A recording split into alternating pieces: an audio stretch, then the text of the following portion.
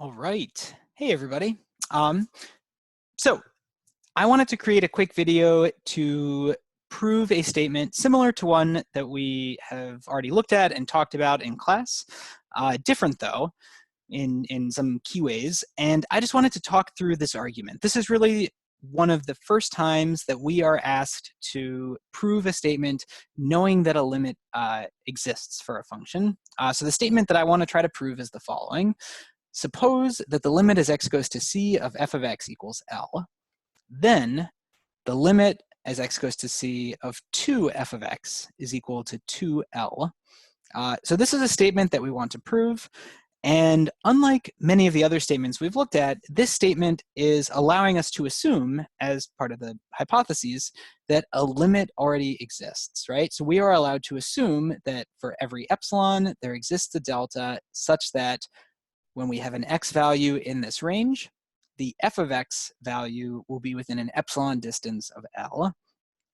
What we are trying, and I should say that entire statement I've written in blue, that is something that we know is true. So for every epsilon, there exists this delta such that the rest of this holds true. Now, what we're actually trying to show is this, right? We're trying to show that for every epsilon, there exists a delta such that if x is within this range, then 2f of x minus 2L is less than epsilon. So we're trying to show that this statement here in red holds true. And so our proof should proceed as follows, right? We want to prove the statement in red, which means that we have to start we have to start by taking an arbitrary epsilon. So we could say let epsilon be an arbitrary number bigger than 0. And then we have to choose a delta in a specific way. So let delta be chosen as follows.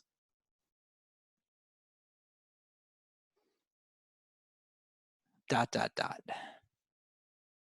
All right, so let's see what we can do here. We're trying to choose this delta, and our hope is that by choosing this delta, that means that x values in this range, aka x values that are close to c, will satisfy this equation here.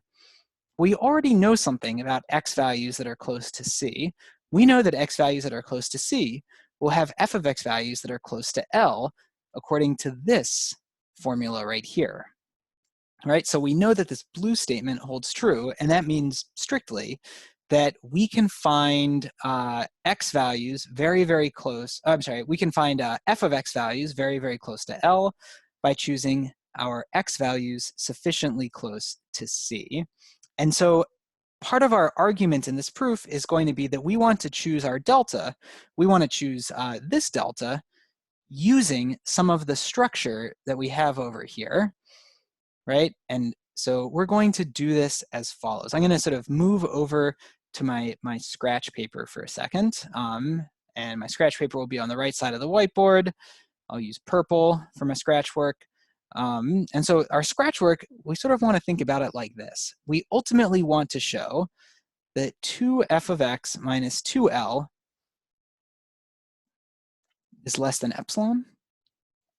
But to do that, right, this is just by algebra equivalent to saying 2 times f of x minus L is less than epsilon, or f of x minus L is less than epsilon over 2.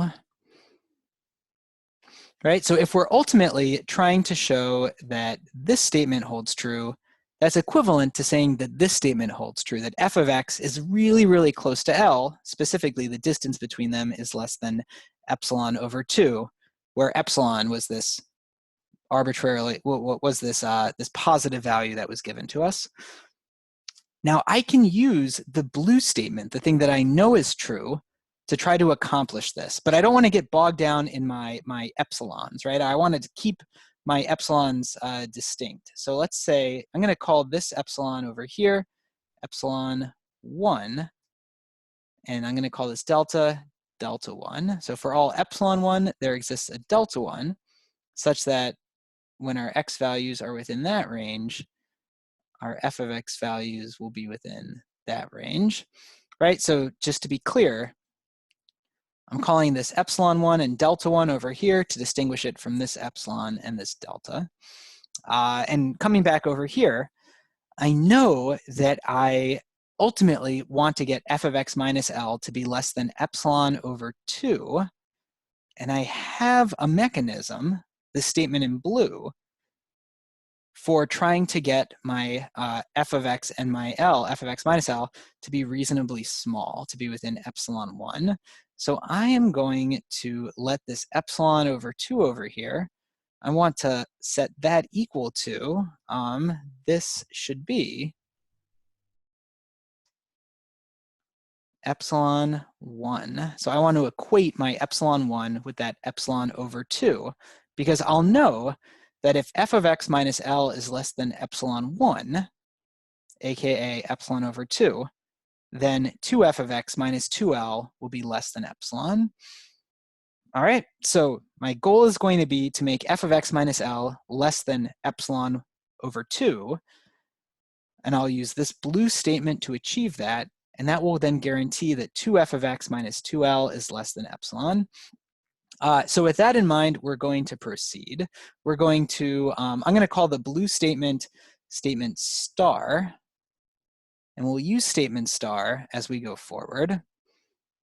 All right, so using all of this work, let delta be chosen as follows. First, set epsilon 1. As we sort of saw in our scratch work, we can set epsilon 1 to be equal to epsilon over 2. Then by statement star, we know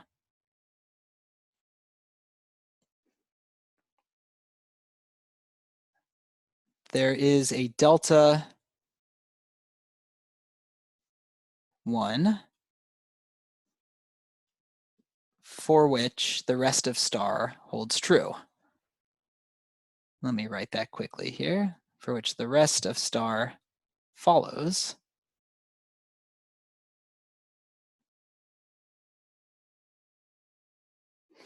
Okay, right? So in other words, I'm going to use the fact that statement star is always true. And so I know that the rest of the statement holds true for every epsilon. And I'm going to specifically use the fact that it's holding true for this particular epsilon, I should say this particular epsilon 1, which is just epsilon over 2. So there exists a delta 1 for which the rest of this holds true. And I am going to choose my delta to equal this delta 1 that was given to us. So we can let delta equal delta 1. Awesome. So what does this mean for us? Well, it means that whenever x minus, whenever I have an x value that is within this range, I will know that it is also within a distance delta 1. And let me back up for a second and just clarify what I need to do next as far as overall proof structure goes. I've chosen, I took an arbitrary epsilon, I described how to find this delta. Now I need to say, or need to show, that if my x value is in this range, then 2f of x minus 2L is less than epsilon. And I now see how I can go about doing that, right? So I need to start by saying, now, or next, let x satisfy, pretend I know how to spell satisfy, let x satisfy this set of inequalities. We know that that's true, and now we want to show that that's true. So we will be done if we are able to show, we want to show, that 2f of x minus 2L is less than epsilon, right? That's what we want to conclude. That's this conclusion up over here. So let's give this a go. Since we know that this is true, and we've assigned delta to be equal to delta 1, we know that we're in the range where the star statement holds true, right? So since delta equals delta 1, we know that for this given x value, we are in this range, which means we are in this range.